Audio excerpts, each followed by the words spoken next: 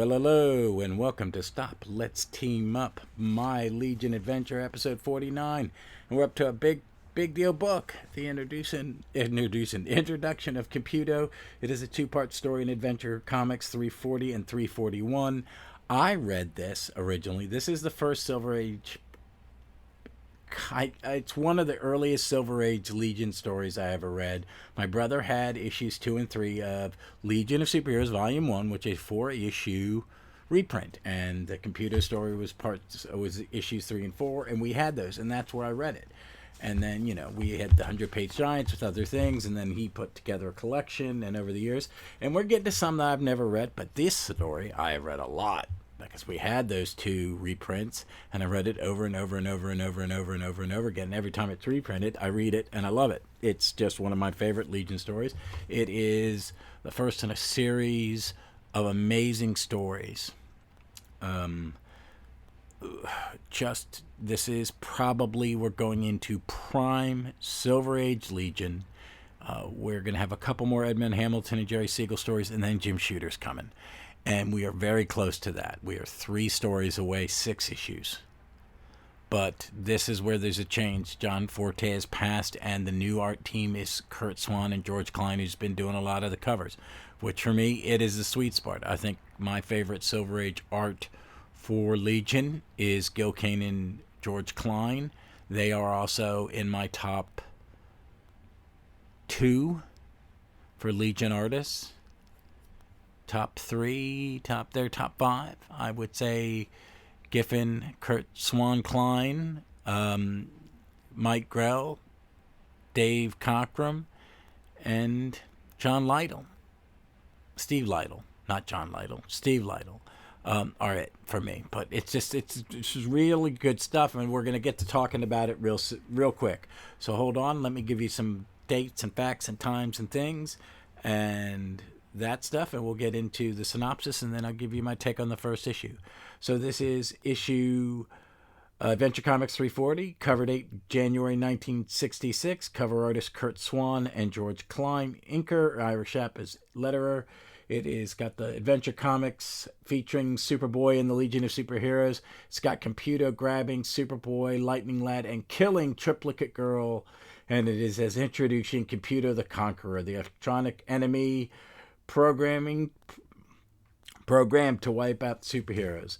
So the credits are Mort Weisinger, editor, plotter, scripter, plotter Jerry Siegel, penciler Curt Swan, hoo-hoo, inker George Klein, hoo-hoo, letter Milton Snap-in, roll call Cosmic Boy, Saturn Girl, Chameleon Boy, Brainiac 5, and Sun Boy, Lightning Lad, Phantom Girl, Colossal Boy, Star Boy, Shrinking Violet, Superboy, Ultra Boy, Mon-El, Element Lad, Light Lass, Triplicate Girl.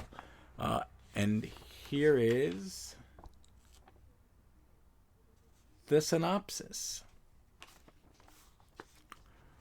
Working in seclusion, Brainiac 5 turns away all visitors from his United Planets lab complex in order to devote himself to his newest top-secret invention, Computo, a giant mobile computer with the intelligence far superior to anything yet created.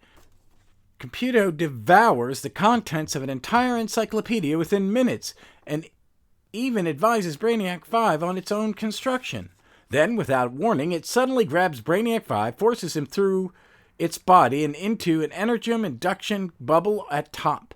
Holding him prisoner, Computo absorbs Brainiac 5's knowledge and quickly produces duplicates of itself, sending them forth to seize Earth's greatest brains. This they do, putting Metropolis into a panic in the process. Brainiac 5, meanwhile, signals his fellow Legionnaires for assistance. Superboy and Ultra Boy arrive to find the computer army running rampant and destroy 2 of them before Computo taps their memories as well, as the computers threaten to destroy themselves and their hostages if the Legion continue the battle. Superboy and Ultra Boy reluctantly depart. Computo then returns to UP Lab Complex, discards Brainiac 5 as a useless hostage, and rebuilds itself in a more efficient form. It is then secretly redesigns the Legion clubhouse and summons the superheroes to it. When the Legionnaires arrive, they learn their clubhouse is now a walking, talking computer. They are trapped inside with a device that nullifies their powers until Superboy escapes and frees his comrades. The mobile computer army arrives and takes a group of Legionnaires hostage, while Computo itself destroys one of Triplicate's 3 bodies. The other Legionnaires retreat. Computo orders Superboy, Mon-El, and Ultra Boy to leave Earth within 24 hours, lest the captives die. It's a wow issue. It's really a lot of fun. It's gorgeous.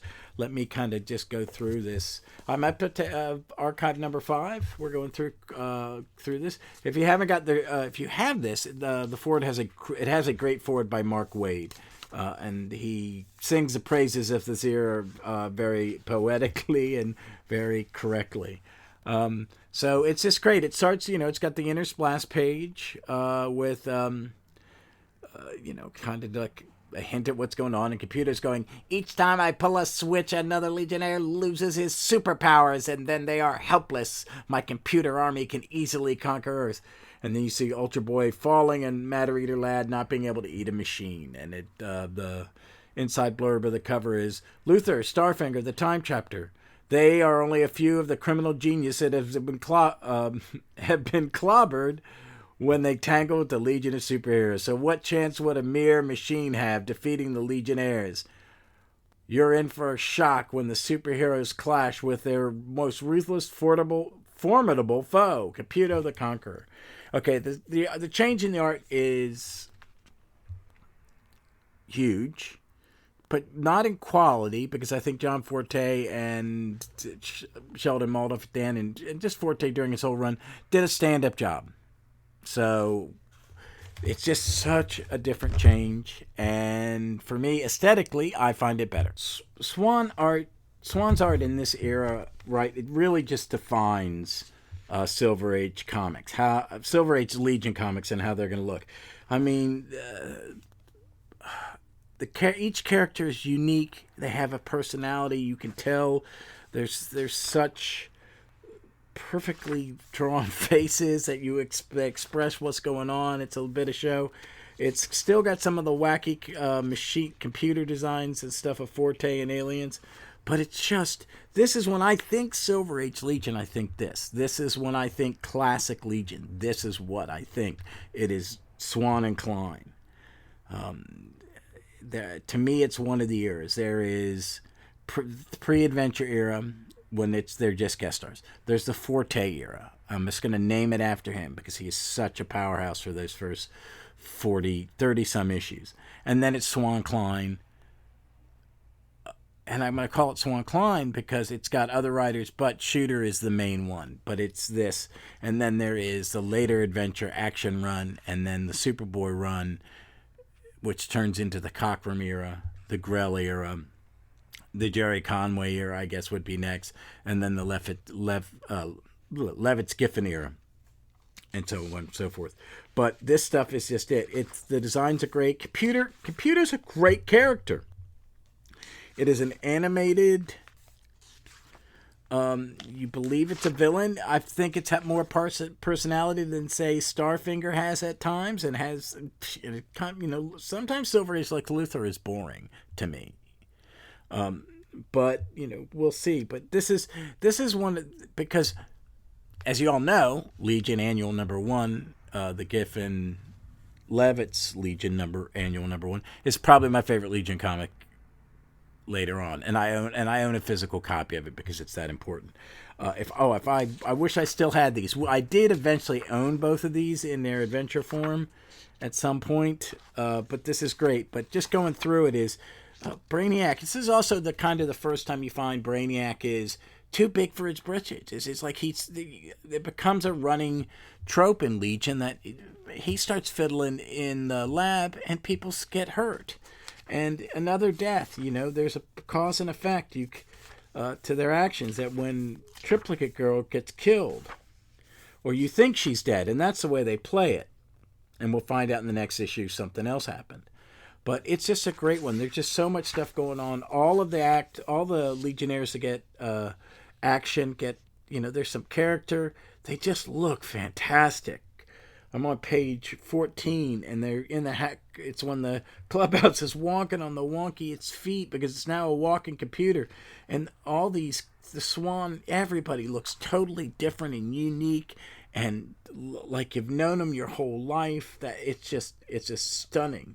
The last panel is, Element Lad, Brainiac 5, Sun Boy, Cosmic Boy, I guess it's Light Lass and Saturn Girl are all inside Computo's orbits, and you got the big three superpowers flying out: Superboy, Mon-El, and Ultra Boy. It's great, and the final tag is: Did somebody say we've okay? Let me get this. I'm reading this with the wrong glasses. Did somebody say we've got to be kidding about the beginning of the end of the story? That we've flipped and we have actually allowed a nutty computer army to triumph over the gallant but beaten Legion? Shell out 12 cents for the next issue, cosmic comic lovers, for the surprising answer. Yes, these stories that travel over 2 issues is great. I mean, it's different than the one and done kind of era that we were, was going on before. So let's go into 341, and then I'll talk more about it, and we'll get moving on. Okay, Adventure Comics 341, cover date February 1966, cover Curt Swan, Sheldon Maldorf. It has Superboy flying, there's Colossal Boy smashing 2 of Computo's things, and Starboy and Sunboy are falling out. It's 0 hour for the Legionnaires when they face Colossal Boy's one-man war. Oh, I screwed up on the last one. So the last one, the story titles are Computo, the Conqueror, 16 pages. This one is the total story. The story title is Colossal Boy's One Man War, Part 1, The Weirdo Legionnaire, and 2, The Strategy of Brainiac 5. So, credits this time: Mort Weisinger, Edmund Hamilton's plotter scripted this time, Curt Swan, Sheldon Maldorf. It's not as good as Klein, but it's still really damn good. Milton Snap-In, roll call: Cosmic Boy, Saturn Girl, Lightning Lad, Phantom Girl, Chameleon Boy, Invisible Kid, Colossal Boy, Star Boy, Brainiac 5, Shrinking Violet, Superboy, Sun Boy, Ultra Boy, Mon-El, Matter Eater Lad, Element Lad, Light Lass, and Dual Damsel. That is the new name for Triplicate Girl. The Legionnaires, still free, regroup, and Triplicate Girl, believed dead, is given a funeral. Her remains are collected in a rocket urn and sent to Shanghala, the cemetery satellite for heroes. When her other 2 bodies show up immediately afterwards, the others rejoice and call her by her new name she's chosen, Dual Damsel. Superboy, meanwhile, in making plans to rescue the other Legionnaires, and not long afterward a new hero called the Weirdo Legionnaire appears to face Computo. While it distracts the computers, Colossal Boy grows and smashes 2 of them, freeing Sunboy and Starboy. The Weirdo Legionnaire then escapes, revealing himself to be Prody 2 in disguise. The heroes then regroup underground in the former Batcave. When Computo contacts them, he threatens to destroy Saturn Girl, Brainiac 5. Desperate to save her, uses an imperfect duplicator ready to create a bizarro Computo, but it proves ineffective against the computer army. At a last-ditch effort, Brainiac 5 produces a device from the Batcave that releases an antimatter force thing, which succeeds in destroying Computo and its army. The captive Legionnaires are rescued, and Brainiac 5 repeals the force thing back into its own antimatter universe when it turns on them. As Superboy returns to his own time, the heroes turn to the task of restoring their clubhouse. Again, beautiful. It's a great 2-parter. It flows right into this. I'm looking at the big page for Colossal Boys, One Man War. An army of giant computers terrorize Earth, and the Legion of Superheroes is powerless to stop it. Are the Legionnaires finally beaten? Who laughs at certain doom? Part 1, the Weirdo Legionnaire. It's a great splash. There's a little difference. The Maldorf is a softer inker than Klein, but I think it's still Swan, and I think it's a good fit. There's still some of the weird stuff left over, like Shanghala. It shows you some of the dead heroes. Mog, Yog, Vor, Hate Face, Nimbar, Valor, Triplicate Girl, Leadin 67, and Beast Boy, who died in the previous story. But it's just great, man. The art's beautiful, and you got Colossal Boy growing and doing exactly what he did on the cover, which is awesome. The Batcave is great. They go into the Batcave. Why Batman has, as Mark Waid says in his intro, I think, it says this: why does Batman have this in his cave? The Bizarro Ray, it's every little trick. Bouncy Boy comes in to help, and he's powerless, but he gets him for a second, and then doesn't have him. So it's just a great comic.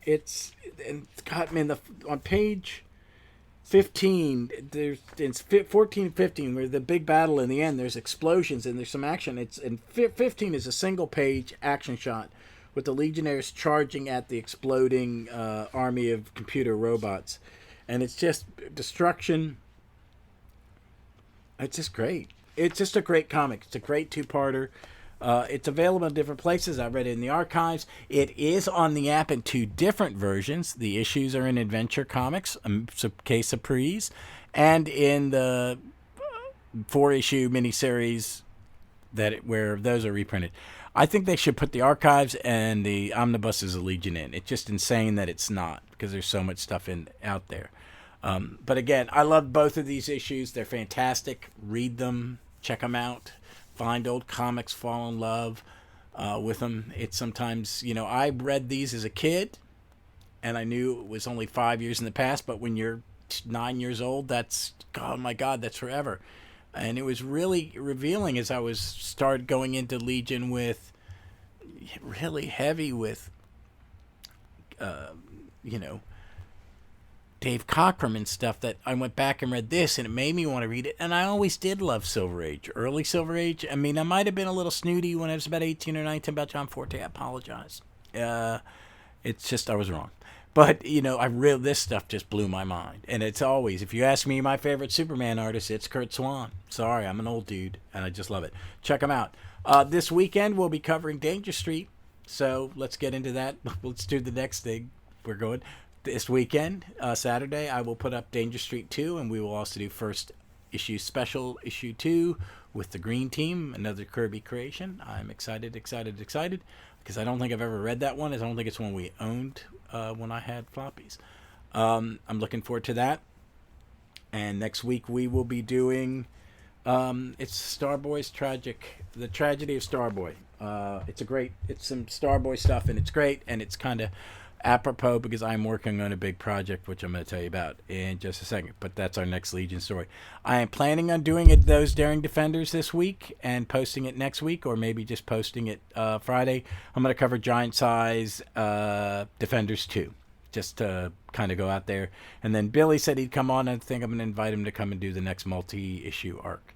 But I wanted to say that, and that if you've been following me on Twitter, I haven't done it on the other social media because I got such a big response on Twitter, and it kind of dragged my focus. And I'm on vacation, and I'm trying to have fun and not just do podcast work like, oh my God, I'm reading comics.